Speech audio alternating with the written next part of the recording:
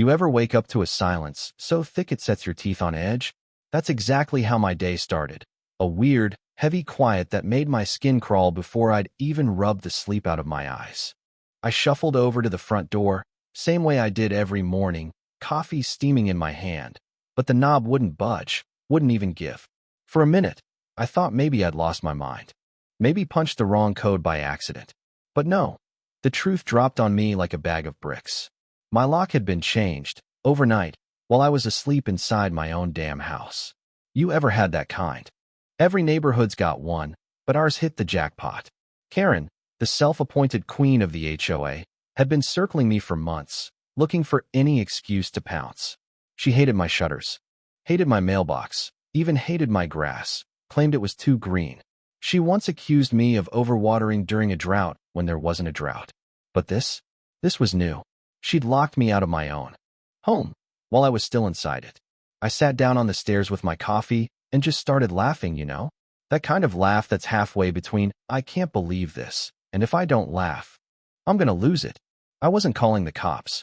I wasn't begging for mercy. This wasn't panic. This was chess. And she just made her first move. You want control, Karen? Let's see how you handle real control. I called a locksmith, but I wasn't just swapping out locks. I wanted a fortress, something no HOA queen could touch. The locksmith showed up, took one look at the situation, and just whistled. That's illegal as hell, he said. Yep, I told him. So let's make it bulletproof. I asked for a steel door. Industrial, triple bolted, deadlocked like a bunker. He thought I was joking, right up until I signed the check. By the time he left, my house looked like it belonged in a high-security facility. You should have seen Karen's face later when her master key didn't work, when she realized her empire had crumbled. Just picturing it got me through the afternoon. And that door?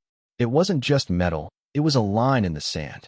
By 6 that evening, she finally showed up, rattling the knob, pounding on the steel, screaming about bylaws and community standards, her voice bouncing off the porch like a banshee. I just leaned on the wall, sipping my coffee, letting her tantrum echo through the neighborhood. She shouted, "You can't change the locks. That's an HOA violation." Oh, the irony. I waved at my new security camera, made sure it caught every second of her meltdown in HD. That night, for the first time in weeks, I felt peaceful. I knew she'd come back swinging. But I was ready. This wasn't defense anymore. This was war. Thursday night rolled around. HOA meeting night. You know the type. Long folding tables, bad coffee, bored neighbors. Karen sat at the head of the table, smirking like she owned the place. I just nodded, calm as could be, coffee in hand. The usual stuff went by, landscaping, pool maintenance, somebody whining about bikes. But Karen? She was vibrating in her seat, waiting for her moment. Then, boom. "We have a serious violation," she declared, jabbing her finger at me. "Unauthorized steel door, blocking HOA access, blatant disregard for our bylaws." People turned to look. Some rolled their eyes, but nobody seemed surprised. This was her Super Bowl. I waited. Let her finish. Let the room fill with her drama. When she waved the rulebook, I finally spoke, quiet, steady. "Karen, are you saying the HOA has the right to enter my home whenever it wants?" She sputtered. "Of course, in an emergency." "Funny," I said, "because last week, while I was inside my home, someone changed my lock without permission. That's a crime. You want to talk about safety?" The room went dead quiet. Karen tried to redirect, but it was too late. The board started murmuring. One guy, Frank, finally piped up. "If the lock was changed without permission, that's serious." Karen tried to shut him down, but her grip was slipping. I slid a folder. Across the table, state law, property rights, security codes. A homeowner can install whatever security they want, as long as it's not dangerous. My door's legal. Your lock stunt wasn't. Board members started flipping through the papers. Karen's face turned every color in the rainbow. White, red, blotchy. She tried to rally. "He's twisting the law." But nobody was buying it. I finished my coffee, stood up, and smiled. "You want to fight this? Let's do it in court. I've got the statutes and the security footage. Should be an interesting case." The board looked at her. Not me. Her spell was broken. I walked out, light as air. For the first time, the power was shifting. A few days later, everything was suspiciously quiet. No courtesy notices in the mailbox. No glares, no Karen with a clipboard in my driveway. Silence like that doesn't mean peace. It means plotting. Sure enough, Tuesday morning, I roll out to my car and find Karen leading a troop of clipboard-wielding inspectors, her own board members, and a couple of SADSAC volunteers. This is an authorized HOA inspection, she declared. We need interior photos for compliance. App, let the lock click loud enough for everyone to hear. Step on my porch and I call the cops for trespassing. And by the way, you're all on camera. Her army started to crumble. 2 board members backed away, mumbling excuses. Even the volunteers realized they'd signed up for the wrong show. Karen, desperate, hissed, "This isn't over." I just smiled. I hope not. You're doing me a favor every time you pull this stunt. Sure enough, that night, bright orange fine on my door. $500 for unauthorized modifications. I peeled it off, dropped it in my folder. Every notice was another brick in my legal wall. The next morning, I CC'd the board, county code enforcement, and a lawyer. Replies came in fast, apologies, denials. All of them trying to distance themselves from Karen. She was boxed in, but not beaten. Karen always escalated. She called the county, got the fire safety unit involved. 2 inspectors showed up in a white van, hard hats under their arms. Karen strutted behind them, gloating. He's hiding behind that bunker door. The inspectors took one look. Fire code, certified, triple bolted, emergency. Override, all legal. Honestly, sir, one said, this is safer than most homes we see. Karen started sputtering. But he's hiding something. But nobody cared. The inspectors shrugged. Ma'am, you might want to take notes. Neighbors laughed. Karen was unraveling and didn't even know it. 2 days later, she called the cops.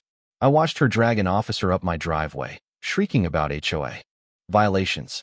The cop read my file, looked at Karen, and said, "Ma'am, tampering with someone's locks is illegal. I'd suggest you back off." Karen gasped, like she'd been slapped. "Are you taking his side?" "I'm taking the law's side," he replied. She stormed off, furious. That night, my house felt more like a fortress than ever. Karen was running out of moves, but I knew she'd get desperate. And boy, did she. Thursday night, I heard pounding on the steel, louder, angrier than ever. Checked the camera. Karen on my porch, crowbar in hand, 2 cronies behind her looking terrified.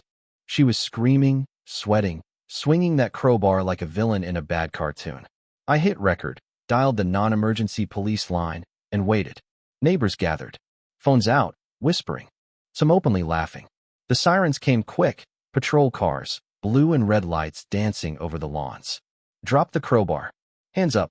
Karen froze. For a second, I thought she'd actually swing at the cops. Instead, she dropped the crowbar, started sobbing. "I'm the HOA president. I have authority." Didn't matter. Cuffed. Arrested. Her cronies pleaded ignorance. She said it was an inspection. But nobody bought it. As they hauled her away, neighbors crowded around, filming, shaking their heads, grinning. I raised my mug. Guess that steel door paid for itself. Laughter. The next day, the whole neighborhood knew.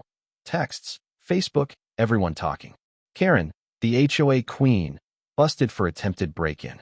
The board called an emergency meeting, removed her as president. Some say she'll do jail time. Others think she'll just be barred from ever holding power again. Me? I just keep drinking my coffee, letting the dust settle. People stop to chat now, patting me on the back for standing my ground. I'd have lost it weeks ago, one neighbor told me. I shrugged. You just let them dig their own hole. Stay calm. Build your wall. Watch him collapse under their own nonsense. That steel door, the one she hated so much, is now a monument to patience. A reminder that real power is quiet, steady, and impossible to rattle. Karen lost everything. Her throne, her respect, her grip on the neighborhood, because she tried to take what was never hers. So tell me, who was right? Who was wrong? In your book, where's the line between order and control, between standing up and standing down? Drop your thoughts in the comments. Let's hear your HOA horror stories. And hey, next time you hear someone say, "It's just the rules," ask, whose rules they really are.